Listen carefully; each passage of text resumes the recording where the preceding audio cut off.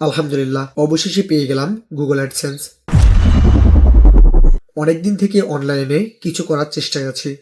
তারই ধারাবাহিকতায় একটি ইউটিউব চ্যানেল মনিটাইজেশন হওয়ার পর প্রিন্ট ভেরিফাইড এর জন্য গুগল থেকে পোস্ট অফিসে একটি চিঠি আসবে। গত কয়েকদিন আগে গুগল থেকে সেটা পাঠিয়ে দিয়েছে। তো নর্মালি বাংলাদেশে আসতে কয়েকদিন সময় লাগে। প্রায় 2 সপ্তাহ পর আজকে বাঘা পোস্ট অফিসে যাচ্ছি এই চিঠির অপেক্ষায়। প্রথমেই বের করে নিলাম আমার খুব শখের কালামানিককে। যদিও আমার এই শখের কালামানিকটা আমার মা এবং বড় ভাই পূর্ণ করে দিয়েছে। আমি তাদের কাছে অনেক কৃতজ্ঞ। একটা বড় ভাই থাকা কতটা ভাগ্যের সেটা আমি জানি। যাই হোক, প্রথমে একটু কালামানিকটাকে পরিষ্কার করি, না হলে আবার আমার মা আমাকে ইচ্ছা মতো পরিষ্কার করে দেবে। আসলে আমার কাছে মনে হয় সবাই সবার মায়েদের কাছে থেকেই এই একটা ডায়লগ শুনে থাকবেন, 1 টাকার জিনিসও যত্ন নিলে অনেক সুন্দর থাকে, তো লাখ টাকার জিনিসও যত্ন না নিলে নষ্ট হয়ে যায়। তাই তো ভয়ে ভয়ে একটু পরিষ্কার করে নিলাম। আমি বাড়ি থেকে একাই বের হলাম। সামনে আমি আমার বন্ধু রাকিবকে গাড়িতে উঠিয়ে নিয়ে আবার যাত্রা শুরু করলাম।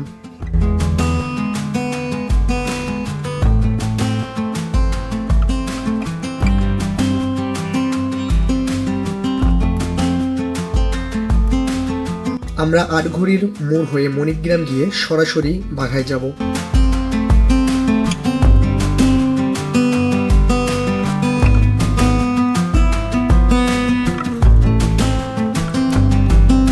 এটা হলো মণিগ্রাম বাজার।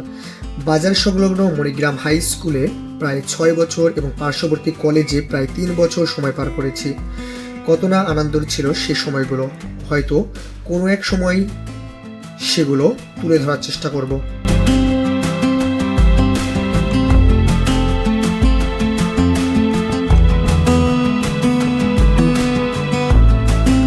ধীরে ধীরে চলে আসলাম বাঘা আম চত্বর। বর্তমান বাঘা আম চত্বর থেকে বাজার পর্যন্ত রাস্তার অবস্থা খুবই খারাপ। যদিও রাস্তা সংস্কার চলছে, কিন্তু তা খুবই ধীর গতিতে। প্রতিনিয়ত এখানে দুর্ঘটনার শিকার হচ্ছে অনেক মানুষ। একটু বৃষ্টি হলে আশেপাশে সমস্ত পানি এসে জমা পড়ে এই মেন রাস্তায়। মেন রাস্তা দেখে মনে হয় এটা একটা ছোটখাটো নদী। সংশ্লিষ্টদের উচিত দ্রুত রাস্তার কাজটি শেষ করে জনগণের ভোগান্তি কমানো।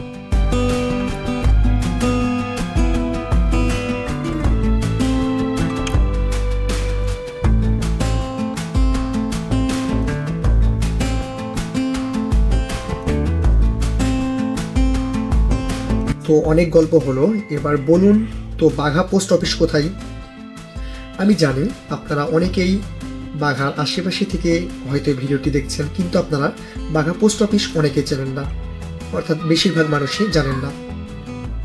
আসলে আমিও জানতাম না। এরপর গুগল করে দেখলাম আমাদের বাঘা মাজার গেটের কাছেই বাঘা পোস্ট অফিস। আসলে ইন্টারনেটের এই যুগে চিঠি আদান প্রদান তেমন প্রয়োজন হয় না, যে কারণে আমরা অনেকেই জানি না পোস্ট অফিসের ঠিকানা কোথায়।